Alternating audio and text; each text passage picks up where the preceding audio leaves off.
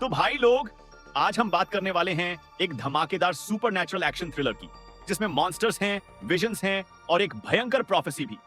चलो शुरू करते हैं। तो कहानी की शुरुआत होती है रात के अंधेरे में, जब एक बंदा है, नाम है मैक, जो बुरी तरह जख्मी है और पुलिस से भाग रहा है। वो भागते भागते एक सुनसान गली में गिर जाता है और हंसने लगता है, जैसे मानो उसे लग रहा हो कि अब उसका टाइम आ गया है। लेकिन तभी कुछ अजीब होता है, उसका खून हवा में उड़ने लगता है और फिर एंट्री होती है एक रहस्यमयी हुडेड आदमी की, जो कहता है, मैं तुझे बचा सकता हूं, लेकिन बदले में तुझे मेरी सेवा करनी होगी। अब मैक के पास कोई ऑप्शन नहीं है, वो हां कर देता है और फिर शुरू होती है एक डार्क मैजिक सेरेमोनी। वो आदमी मैक को हवा में उठा देता है और एक डील सील हो जाती है। मैक की बॉडी चमकने लगती है, वो दर्द से चिल्लाता है और जब पुलिस उस गली में पहुंचती है तो वहां बस दीवारों पर खून ही खून है। इसके बाद शहर में एकदम से बवाल मच जाता है। लोग मर रहे हैं, चारों तरफ मॉन्स्टर्स घूम रहे हैं, आग लगी हुई है और वो हुडेड आदमी बस खड़ा होकर सब देख रहा है। और इसी बीच एक बंदा, चान, जो एक मंक है, ये सब देख रहा होता है। लेकिन ट्विस्ट ये है कि ये सब असल में उसका एक विजन होता है। चान को समझ आ जाता है कि उसका बाप, जिसे लोग नेक्रोमैंसर विचिन कहते हैं, वो धरती पर वापस आ चुका है। तो वो तुरंत अपनी चीजें समेटता है और अपने गुरु को बताता है कि उसे निकलना होगा। दूसरी तरफ कहानी कट होती है जेक नाम के एक फैमिली मैन पर, जो अपनी बीवी प्रैंग और बेटी लू के साथ बैंकॉक वेकेशन पर आया है। लेकिन बंदा बार बार अपने ऑफिस के कॉल्स ले रहा है, जिससे उसकी बीवी परेशान हो जाती है। तभी उनका ध्यान जाता है कि उनकी बेटी लू कहीं गायब हो गई है। थोड़ी देर की टेंशन और भागदौड़ के बाद वो लोग लू को एक पुल पर एक अजनबी के साथ पाते हैं, और वो कोई और नहीं बल्कि चान है। लेकिन ट्विस्ट ये है कि चैन पहले से जेक को पहचानता है। वो कहता है कि ये मुलाकात नसीब में लिखी थी और जेक को the keeper of the gates बुलाता है, यानी एक ऐसा इंसान जो मौत में जन्मा है और किस्मत में केओस से लड़ना लिखा है। लेकिन जेक को ये सब बकवास लगती है और वो अपने परिवार के साथ निकल जाता है। अब आता है सबसे इंटेंस सीन, मॉल वाला। लू अपनी मम्मी प्रैंक के साथ वॉशरूम में है क्योंकि उसके टी शर्ट पर आइसक्रीम गिर गया, और तभी मैक मॉल में एंट्री करता है। बंदा बिल्कुल साइको हो चुका है। वो एक आदमी को टक्कर देता है, उसे एक लॉलीपॉप देता है और फिर एकदम से गोली मार देता है। पूरा मॉल दहशत में है, लोग भाग रहे हैं, चीख पुकार मच रही है। जेक अपनी फैमिली को बाथरूम में छुपा देता है और खुद लोगों की मदद करने निकल पड़ता है। इस बीच पुलिस अफसर एरट भी मॉल में आ चुका है। जेक छुपते छुपाते मैक के पास पहुंचता है और जब मैक एक खूनी गुड़िया में खोया होता है, तब जेक अपने पुराने कॉप स्किल्स यूज करके उसके सामने आता है और कहता है, गन नीचे रख दो। लेकिन मैक, भाई, वो तो बिल्कुल साइको मोड में है। वो डरने की जगह अपनी गुड़िया को बच्चों की आवाज में बोलने लगता है। जेक का मजाक उड़ाता है, बोलता है, अरे अमेरिकन हीरो आ गया। और फिर लू और उसकी आइसक्रीम की बात छेड़कर उसका दिमाग और भी भड़का देता है। जेक अब बुरी तरह गुस्से में आ जाता है। वो फिर चेतावनी देता है कि अगर मैक ने हथियार नहीं डाला तो वो उसे शूट कर देगा। लेकिन मैक तो जैसे मौत को ही गले लगाने आया हो, वो एकदम से गोलियां चलाने लगता है। जेक फिर से कवर में चला जाता है और तभी हम एक दिल तोड़ देने वाला सीन देखते हैं। एक छोटी लड़की जो रोते हुए फोन से मदद मांगने की कोशिश कर रही थी, उसे भी मैक गोली मार देता है। अब बाहर पुलिस और फायर ब्रिगेड ने मॉल को चारों तरफ से घेर लिया है। अंदर जेक एक चाल चलता है। वो फिर से मैक को उकसाता है कि वो अपनी डॉल से बात करे। जैसे ही मैक फिर उस क्रीपी गुड़िया में खो जाता है, जेक फुर्ती से बाहर आकर गोली चला देता है। मैक घुटनों पर गिर जाता है। तभी अफसर एरट भी पीछे से आ जाता है। लेकिन मैक अब भी मुस्कुरा रहा है, एकदम शांत, और फिर बोलता है, शुक्रिया जेक, तूने मुझे मारकर रिचुअल पूरा कर दिया। अब सब शुरू होगा द कीपर। और फिर बूम, मैक का शरीर जलने लगता है, आग पकड़ता है और एक जोरदार धमाके के साथ फट जाता है। पूरी बिल्डिंग हिल जाती है और मॉल के ऊपर धुएं से एक भयानक खोपड़ी बनती है जो जोर से दहाड़ती है। आसमान से शहर की ओर आग की लपटें फैलने लगती है। उधर बाथरूम में प्रैंग लू को लेकर बाहर भागती है। लेकिन बाहर तो पूरी दुनिया जैसे पागल हो चुकी है। बसें क्रैश हो रही हैं, लोग एक दूसरे पर हमला कर रहे हैं, यहां तक कि एक फायरमैन भी किसी को चाकू मार रहा है। मजबूरन प्रैंग और लू वापस मॉल के अंदर भागती है। अब मॉल पूरी तरह हॉरर जोन बन चुका है। लोग एक दूसरे को मार रहे हैं। एक बंदा किसी की खोपड़ी बार बार काउंटर पर पटक रहा है और चारों तरफ लाशें पड़ी हैं। तभी एक पागल आदमी अचानक प्रैंग और लू की तरफ भागता है। लेकिन प्रैंग तुरंत रिएक्ट करती है, एक मैनिक्विन को लात मारती है और फिर उसी का हाथ उठाकर उसके सिर पर दे मारती है। इसके बाद प्रैंग और लू भागते हुए एस्केलेटर की तरफ आते हैं। ऊपर से और भी पागल लोग आ रहे हैं। प्रैंग तुरंत लू को एस्केलेटर के किनारे से नीचे स्लाइड करा देती है और खुद दुश्मनों से लड़ती हुई सीढ़ियों से उतरती है। नीचे एक आदमी लू को पकड़ लेता है, लेकिन प्रैंग दुश्मन को धक्का देकर अपनी बेटी को बचा लेती है। वो दोनों दौड़ते हुए मॉल के पिछले दरवाजे तक पहुंचते हैं। वहां एक बस रुकती है, लेकिन जैसे ही ड्राइवर बाहर आता है, एक और आदमी उस पर हमला कर देता है। हर तरफ आग, हिंसा और खून। प्रैंग और लू आखिर में एक ग्रोसरी स्टोर में छुपते हैं। प्रैंग फोन से मदद मांगने की कोशिश करती है, लेकिन न मोबाइल चलता है न लैंडलाइन। तभी एक भयानक शक्ल वाला आदमी स्टोर में आता है, सामान फेंकता है, लाश को चेक करता है और फिर किसी की तलाश करने लगता है। लू लगातार छुपने की कोशिश कर रही है, लेकिन तभी बाहर एक लाश खिड़की से टकराती है और लू डर के मारे एक तेज सांस लेती है, जिससे उस पागल आदमी का ध्यान उस पर चला जाता है। लेकिन प्रैंग एकदम सही टाइम पर आती है और उस पर पीछे से वार करके अपनी बेटी को बचा लेती है। उधर जेक और अराट की आंखें खुलती हैं। दोनों चौंक जाते हैं, क्योंकि ब्लास्ट इतना बड़ा था, फिर भी वो जिंदा हैं। लेकिन सबसे ज्यादा अजीब यह है कि वहां आसपास कोई लाश ही नहीं है। जेक एक परछाई को देखता है जो एक सेकंड में गायब हो जाती है। अरेट जमीन पर कुछ खून के निशान देखता है, लेकिन उन्हें छूते ही समझ आता है ये तो बहुत पुराने हैं। तभी उन्हें एक औरत दिखती है, उसके हाथ में चाकू है। जैसे ही वो पलटती है, उसका चेहरा एकदम मॉन्स्टर में बदल चुका होता है और फिर बिना टाइम लिए वो अरेट पर झपटती है और उसे बेरहमी से चाकू मार देती है। जेक तुरंत गोलियां चलाता है और अब ये लड़ाई असली रूप लेने वाली है। लेकिन गोलियों का उस पर कोई असर नहीं होता और वह औरत तुरंत उस पर हमला कर देती है, जिससे लड़ाई शुरू हो जाती है। थोड़ी झड़प के बाद जेक उसे उसके सिर पर मारकर बेहोश कर देता है। इसके बाद जेक दौड़कर कहीं छिप जाता है, लेकिन वह औरत जल्दी ही होश में आकर उसे ढूंढने लगती है। अचानक उसके हाथ पांव बढ़ने लगते हैं और वह छत पर चढ़कर चलने लगती है।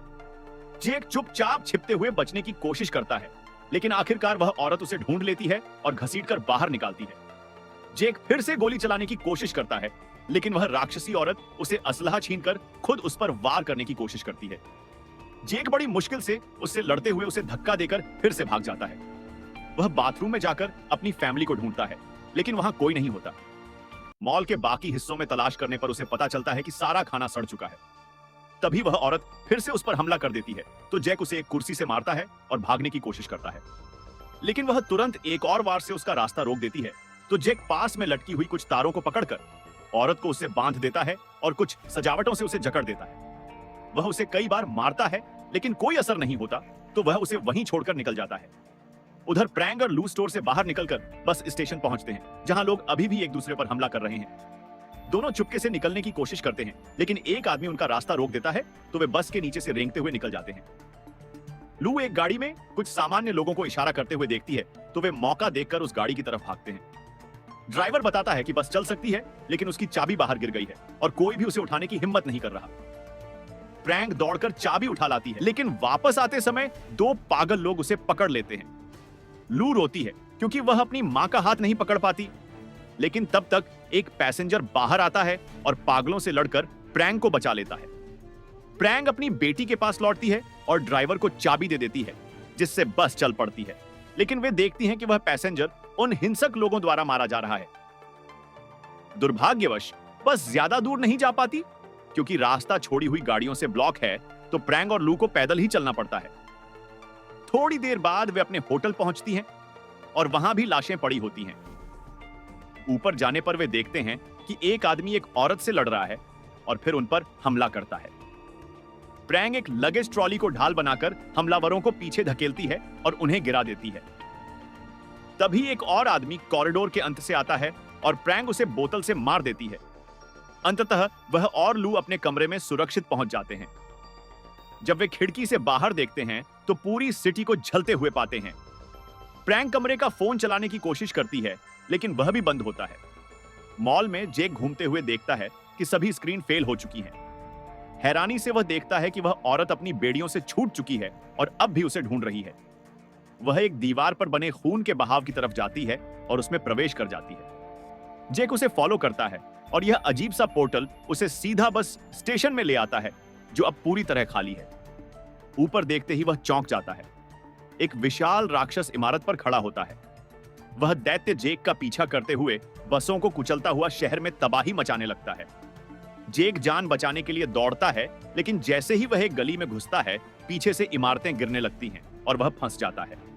तभी एक दरवाजा खुलता है और चान उसे अंदर खींचकर अपने मंदिर में ले आता है।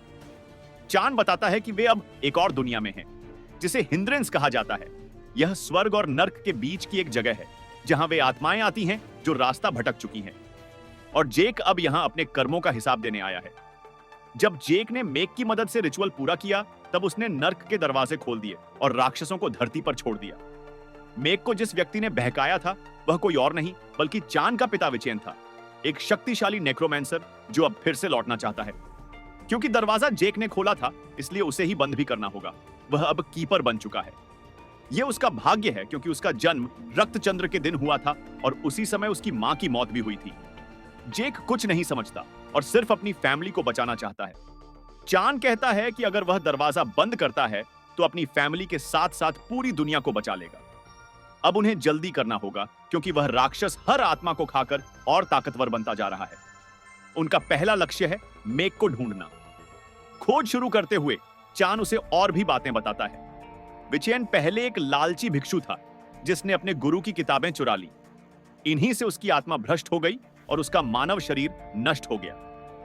एक बार वह अपने बेटे यानी चान का शरीर कब्जा करने की कोशिश करता है, लेकिन उसकी पत्नी ने बीच में आकर उसे रोक दिया और उसका आत्मा इस दुनिया से निष्कासित कर दिया गया। उस अधूरे रिचुअल ने चान को आत्मा की ऊर्जा को सोखने और अलग अलग दुनियाओं के बीच यात्रा करने का काफी ज्ञान था। लेकिन तभी कहानी में रुकावट आती है जब जेक एक औरत को छत पर देखता है जिसे एक राक्षस ने घेर लिया है। चान कहता है कि उनके पास समय नहीं है, लेकिन जेक उसकी मदद करने के लिए दौड़ पड़ता है। जब चान उसके पीछे जाने की कोशिश करता है तो एक और राक्षस उसका रास्ता रोक लेता है। जेक एक क्रोबार उठाता है और छत पर पहुंचता है जहां उसे कई राक्षस मिलते हैं। वह फुर्ती से उन्हें एक एक करके मार गिराता है।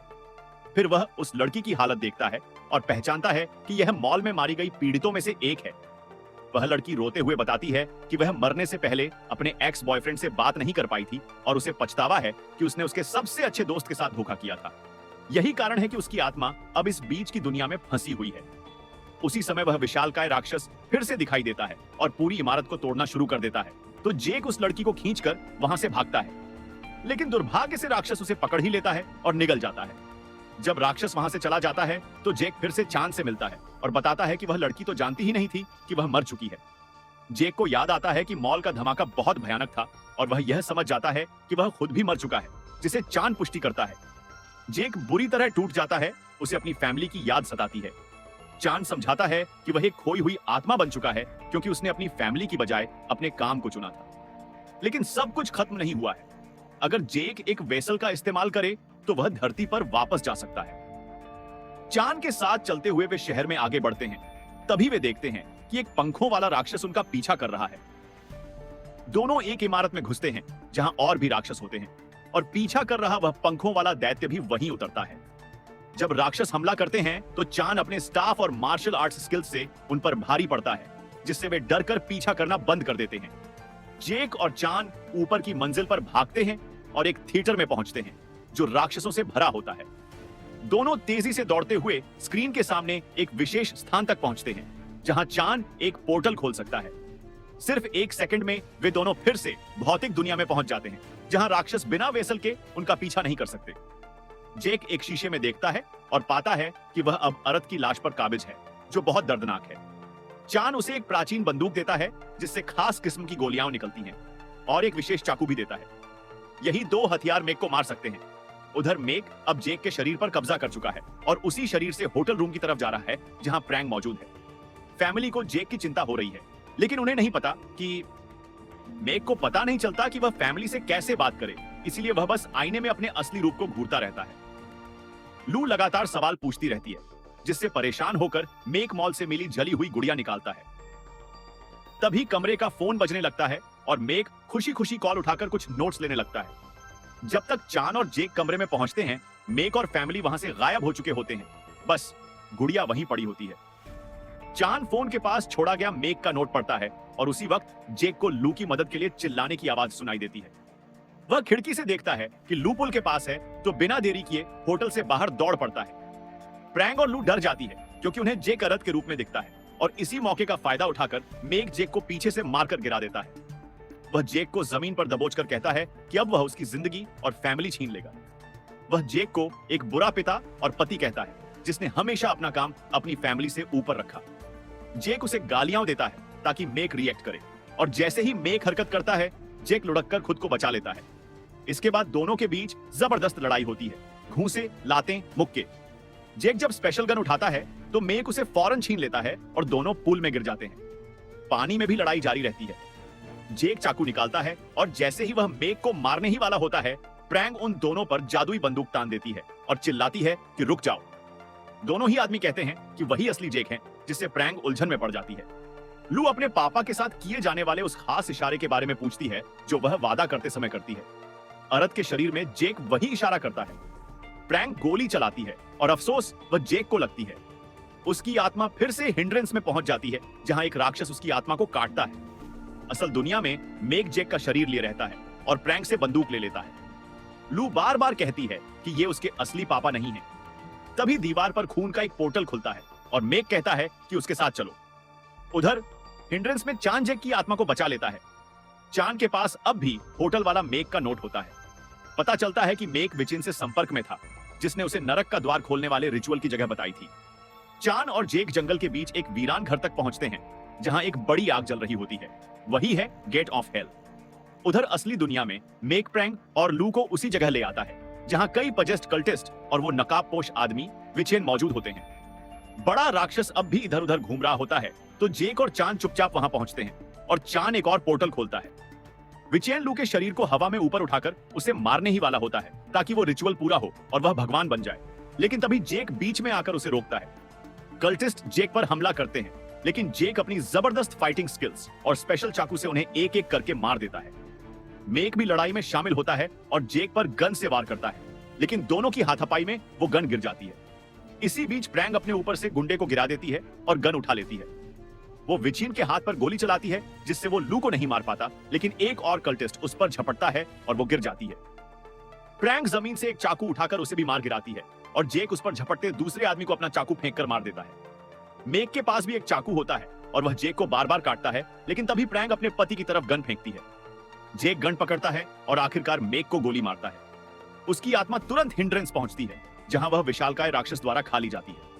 इसके बाद चान विचेन के सामने आता है और उसे व्यस्त रखता है, ताकि जेक पीछे से आकर उसे छुरा घोंप सके। मरने से पहले विचिन जेक को बता देता है कि नरक का दरवाजा बंद करने का एकमात्र तरीका है उसका खुद उस दरवाजे को पार करना। चान समझाता है कि उसने किसी और रास्ते की उम्मीद की थी, लेकिन ऐसा कोई विकल्प है ही नहीं। अपनी किस्मत को स्वीकार करते हुए जेक अपनी फैमिली को अलविदा कहने जाता है और उनसे माफी मांगता है कि वो उनके लिए पहले कभी नहीं था। वो प्रैंग और लू को आखिरी बार गले लगाता है, फिर आग के दरवाजे की ओर बढ़ता है, जो उसे तुरंत नर्क में ले जाता है। जैसे ही जेक दूसरी तरफ दरवाजे तक पहुंचता है, उसका शरीर जलने लगता है और इसी के साथ वो दरवाजा हमेशा के लिए बंद हो जाता है। असल दुनिया वापस सामान्य हो जाती है और प्रैंग लू को उसकी नानी के घर ले जाती है। कुछ समय बाद एक रहस्यमयी औरत आती है और अपने रहस्यमयी शक्तियों से उस दरवाजे पर कुछ करती है। गाइस, अगर आपको मूवी एक्सप्लेनेशन अच्छा लगा हो तो एक वीडियो को लाइक करके चैनल को सब्सक्राइब कर देना।